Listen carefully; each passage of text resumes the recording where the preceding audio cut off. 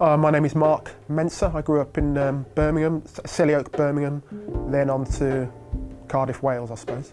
I have to say that, some people, Asians and black people, have had, dog excrement put through their doors and painting on their walls and beaten up and all the rest of it. I've never had anything like that, but it's been small things every now and again, certainly. I think it was around school time, maybe 5, 6, 7. I distinctly remember coming home. I can't remember what the incident was. I think something perhaps about my hair. Coming home and not complaining, but crying and being upset and telling my mother that I wasn't happy with my dark skin, my black skin, why have I got black skin?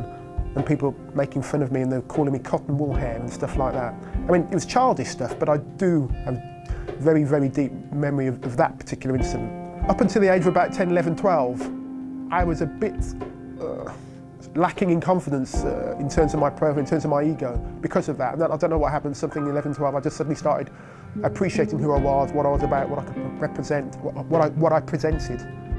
I remember speaking to a woman at my last workplace, and she was trying to engage me in a conversation about these photographs. It showed her, she was 5, 6, 7, looking up at this tall white man. And it's a few seconds into this conversation we were having, I realised that she was looking up at Ian Smith, the former Rhodesian leader. And I don't know what happened, but I think I went into a trance, or I was trying to behave myself and keep really calm, but she was actively trying to engage me in a reasonable, favourable conversation about this man, and she was telling me about how old she was when she met him and all the rest of it, and I was smiling and nodding my head. It's only later, and even now I think to myself, what was she trying to do? Was she actually oblivious to what this man meant to black people and trying to engage me in a conversation?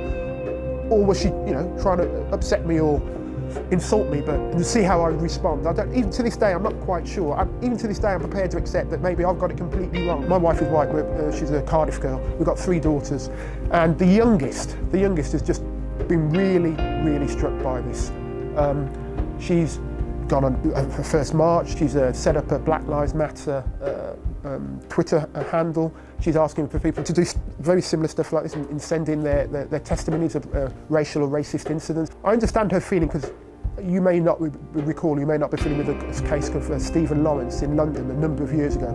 When that happened, he was around my age, and that struck me very heavily. But I find with my daughter, she's got really cynical, my youngest, because of what's happened with COVID. Again, you'll see that COVID has disproportionately affected people of the black and ethnic minority groups in terms of actually dying and getting infected.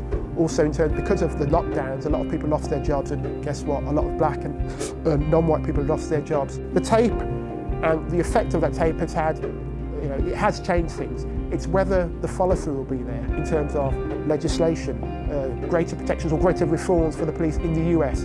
And then in terms of the rest of the world, I'm not so sure, but certainly in America, the situation, the status quo, it cannot stay the same.